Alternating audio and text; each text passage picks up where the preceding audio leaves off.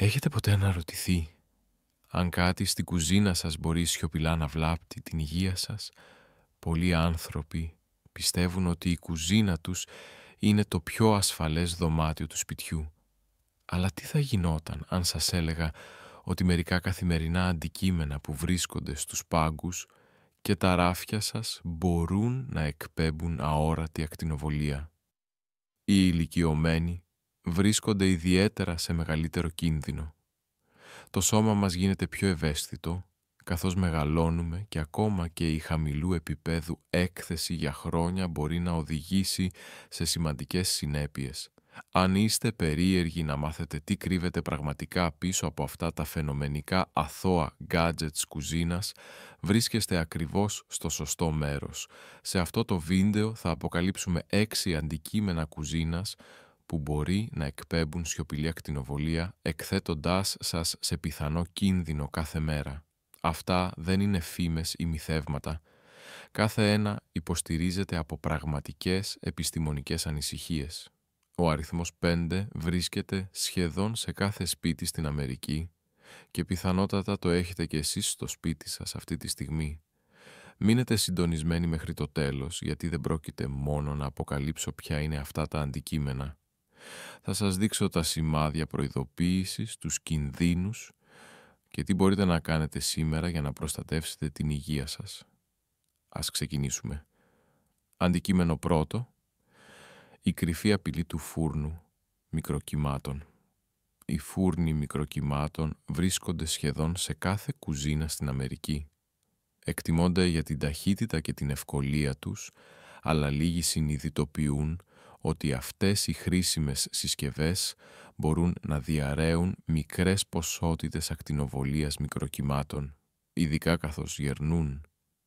Κάθε φορά που ζεσταίνετε τα υπολείμματα φαγητού ή βάζετε popcorn, ο φούρνος χρησιμοποιεί ηλεκτρομαγνητικά κύματα για να διεγείρει τα μόρια του νερού και να μαγειρέψει το φαγητό σας.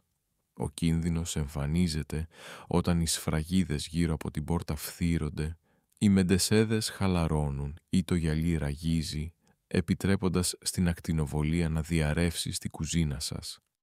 Ο φίλος μου, ο Χάρολτ, που είναι 80 και ζει στο Ιλινόις, πίστευε ότι ο φούρνος του ήταν απλώς μία ακόμα συσκευή. Τον χρησιμοποιούσε καθημερινά για να ζεστάνει τον καφέ του και να φτιάξει βρώμη. Μια μέρα άκουσε έναν παράξενο βουητό από τη χαλαρή ασφάλεια της πόρτας. Τον αγνόησε μέχρι που η κόρη του, νοσοκόμα, τον επισκέφθηκε και του υπέδειξε τη φθαρμένη φλάντζα. Ένας τεχνικός επιβεβαίωσε αργότερα ότι η ακτινοβολία διέρεε κάθε φορά που ο φούρνος χρησιμοποιούνταν, αυξάνοντας το κίνδυνο πονοκεφάλων, ζαλάδας και με την πάροδο του χρόνου ακόμα και ζημιάς στους ευαίσθητους ιστούς. Οι γιατροί και οι ειδικοί ασφαλείας συμφωνούν. Παρόλο που οι φούρνοι μικροκυμάτων είναι γενικά ασφαλείς όταν είναι καινούργοι και καλά συντηρημένοι, μπορούν να γίνουν σιωπηλές πηγές βλάβης αν δεν ελέγχονται τακτικά.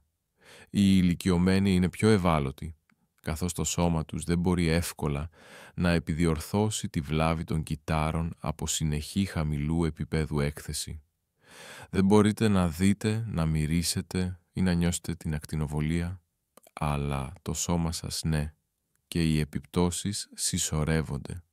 Αν ο φούρνος σας είναι πάνω από 10 χρόνια, έχει εμφανή φθορά ή η πόρτα δεν κλείνει καλά, είναι καιρός για αντικατάσταση.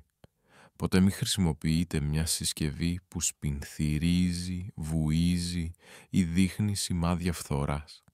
Μια απλή επισκευή ή αναβάθμιση μπορεί να προστατεύσει την υγεία σας και την ηρεμία σας, διασφαλίζοντας ότι η κουζίνα σας παραμένει χώρος ασφάλειας και θρέψης, όχι κρυφού κινδύνου. Αντικείμενο δεύτερο: παλαιές φθορίζουσες λάμπες και μπαλάστ.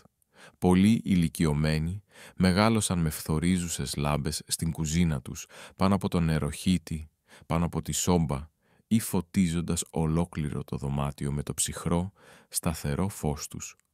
Αλλά οι περισσότεροι δεν συνειδητοποιούν ότι οι παλιές φθορίζουσες λάμπες μπορούν να εκπέμπουν χαμηλά επίπεδα υπεριόδους ακτινοβολίας UV και μερικές φορές ακόμα να διαρρέουν επικίνδυνες χημικές ουσίες όπως πολυχλωριωμένα διφενήλια, PCBs, ειδικά αν το περίβλημα ραγίσει ή τα μέρη αρχίσουν να χαλάνε. Δεν πρόκειται απλώς για λόγια από το μάθημα της επιστήμης. Με τα χρόνια ο κίνδυνος συσσωρεύεται, ειδικά για όσους περνούν περισσότερο χρόνο στην κουζίνα. Η φίλη μου, η Γκλώρια, που είναι 79 και ζει στο Μίσιγκαν, πάντα αγαπούσε το φωτεινό, ομοιόμορφο φως πάνω από το τραπέζι της κουζίνας της. Τον περασμένο χειμώνα παρατήρησε ότι τα μάτια της κουράζονταν και το δέρμα της φαινόταν πιο ευαίσθητο μετά τον πρωινό της καφέ. Αποδείχθηκε ότι η δεκαετιών φθορίζουσα λάμπα της όχι μόνο ήταν αναποτελεσματική, αλλά διαρρέει υπεριώδεις ακτίνες και ένα ελαφρύ χημικό άρωμα. Ο ηλεκτρολόγος αντικατέστησε τη λάμπα και η Γκλώρια αμέσως παρατήρησε λιγότερη καταπώνηση των ματιών και καθαρότερο αέρα. Οι γιατροί και οι επιθεωρητές κτηρίων προειδοποιούν εδώ και χρόνια ότι τα μπαλάστ στις παλιές λάμπες μπορεί να γίνουν επικίνδυνα όσο φθύρονται. Ακόμα και ένας χαμηλός βουητός ή ένα τρεμοπαίξιμο φωτός μπορεί να σηματοδοτεί ότι κάτι δεν πάει καλά. Οι ηλικιωμένοι με ευαίσθητα μάτια ή δέρμα μπορεί